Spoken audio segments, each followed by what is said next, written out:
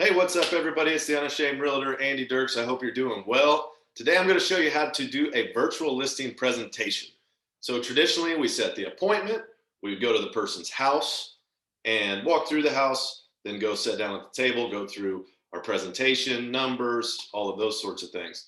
In a virtual world that we've been in COVID, and also just into the future with technology, we're going to have to get used to these tools that we have at our disposal. Today, I'm using Zoom. There's some different ones. This is just the one that I purchased a subscription to. So that way I can have access to my clients, have options for them, as well as have options for myself to do videos like this. You can do a lot of different things with Zoom. It's relatively inexpensive. It's a monthly cost of 30 bucks, something like that. But it's a good tool. It's a good tool as we move into a technological age of advancement and more of these types of platforms. So it's something to get used to be able to have as another tool in your toolbox. So the way I do it is just like you would in a normal listing appointment. The first thing is kind of that introduction. Instead of knocking on the door, ringing the doorbell, open the door. Hey, Mr. or Mrs. Johnson, how you doing today? Hi, Cindy. However, if you're on first name basis, whatever it is, depending on how well you know them, have a little small talk at the front door, same thing. They come in, make sure you're hosting the meeting, make sure you're there. They come in and hey, and they're holding the phone or whatever they're doing. How's your day going? Just excited. So excited to be here. I can't wait to see the property, talk about their kids, talk about whatever you know about them. We have to be the kings and queens of not making things awkward, because digitally sometimes things can get awkward just like they get in person. But we have to be the ones that can break through the awkwardness like that. We're never allowing situations to become like weird or stagnant or awkward other than, when we're not talking and waiting for a response in like a sales call, which is different. But here we're here to build relationship, show them that we actually care about them, show them that we care about their property and about the experience. So let's get going. So you have that introduction. What I'll eventually do is say, hey, do you mind just showing me around the property? Absolutely. So they'll get up and they'll start showing you around, and you'll go into the kitchen and start taking notes. Always just like at a listing presentation, always be taking little notes, even if they're small. Show them that you care about the new kitchen cabinets that they put in 3 years ago, or the new furnace that they put in 5 years ago.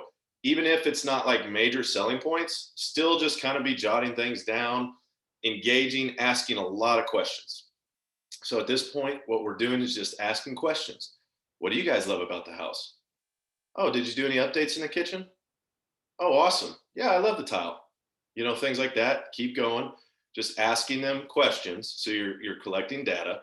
And if you ask them questions, it is showing them that you truly care and you're not just like, oh, whatever, I just want to get the property listed. What's the listing price? That's not how we operate. That's not how a good realtor operates, because we're here to get knowledge to be able to help sell their house. So we do the whole tour of the house. The next thing we're going to do is I'm going to share my screen. So in Zoom, there's an option down at the bottom. I click share screen and it'll ask, what do I want to share? I'll say desktop and boom. So now, as you can see, I am sharing with them my screen. So it's important here to not have this space all cluttered up. I just put a quick banner behind here, Andy Dirks Real Estate Team. Put a little banner. I have some of my docs around. I have some past client stuff. You can get rid of all that stuff if you want. It doesn't have to be perfect, right? Just make it clean. Don't make it all jumbled. Look like you're somewhat organized. But that's not as huge as a deal, because they'll see it.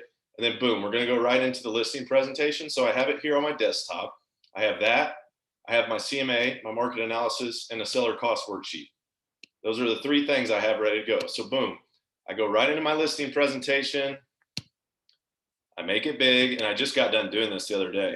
So now I know my listing presentation very well. I've done it a lot of times. Now I can just boom. Oh, and what I like to do is before the meeting is make it to where it goes to single page view right here. So on my computer, I go to view, I make sure I'm looking at a single page. No big deal, we're kind of talking. Now I'm going back into a little bit more, I'm back in control. Let them talk, tell me everything about the house. Now I'm the professional in real estate. We have to be unashamed of the fact that we are pros, right? I know I can provide a good service. I know that I know what I'm talking about. I know that I know about more about real estate than the client, and I know that I'm going to do a great job for them. We have to know that. If you don't know that, or you don't think that, hey, you know what, my listing presentation, I'm nervous to give it because it's not good information. You got to get through that, because that's the mental side of this thing. It's just like anything that you'll ever do in life. It's the battle between the ears is the biggest importance, the most important factor on whether you succeed or whether you fail. That's why a lot of people don't like to work for people they don't know, because you can get away with a little more when it's your Aunt Sally, and she's going to list with you regardless. But you're not breaking those barriers down to become an unashamed realtor, one that's professional, excited about the job, passionate. You know that what you're doing is helping people. Like, that's what's going to make this career worth having, and not just a way to make some side cash, right? So here we go. Boom. I start going through my listing presentation, just explaining to them a few things about me and my team. I'll stop. Hey, got any questions? What do you think? And a lot of times they're just listening, and I'm going through it. I say, here's some client testimonials. I don't read through every page of this, right? Because I've already sent them a copy, PDF copy. I'll just hit a few of the main things. Why choose us? I'll give them a few. See, I got a few things highlighted here. I was pointing at it, like you can see that. A few things bold in bold font here. Boom, boom, boom. Accessibility, communication. Here's what some past clients said. I just kind of breeze through that. Here's some terms you should know. I always say, hey, you know, it's up to me to know these terms, but my number one job is to make sure that you're educated enough to make a really great decision for you and your family. Because I want you to be able to sleep with your head on the pillow. I want you to be able to sleep in peace that you've made a great decision. You had enough information to make it. Say things like that, right? Earnest money deposit. And then it's all about their property. So now, like, this was a little lakefront house. So I have, you know, just a little diagram of the house, the lot. You can see on this program, because this house is kind of out in the middle of nowhere, like central Michigan. It's actually north of me quite a ways, but they didn't have a good mapping system, but I still mapped it out, just to show that here's the old listing ticket that was on the property. Here's the old, this is our county records here in Michigan. And then I start telling them, okay, these are some services we provide. Here's some different things we do. This is how we're going to market the property. This is like, most people have like a 29-point marketing sheet or something like that. I do it just like this is how I do it. Marketing, preparation, and tools. Show them that their house is going to be on a bunch of websites. And as I'm going through this thing, I'm just talking to them and asking them if they have any questions. I even put right here, any questions so far? I actually got this whole listing presentation from another realtor when I first started, right? She was awesome. She said that she was helping me. And then I got it from her. She was successful. So if you want to take some of these ideas and use them in yours, have at it. Condition, layout, features, location, and price. So we're going through this, and this is all it is with a virtual listing presentation. Then I go into, okay, got done with that. I explained to them, this is how we break down the costs associated with selling your property. So then I'll X out of that.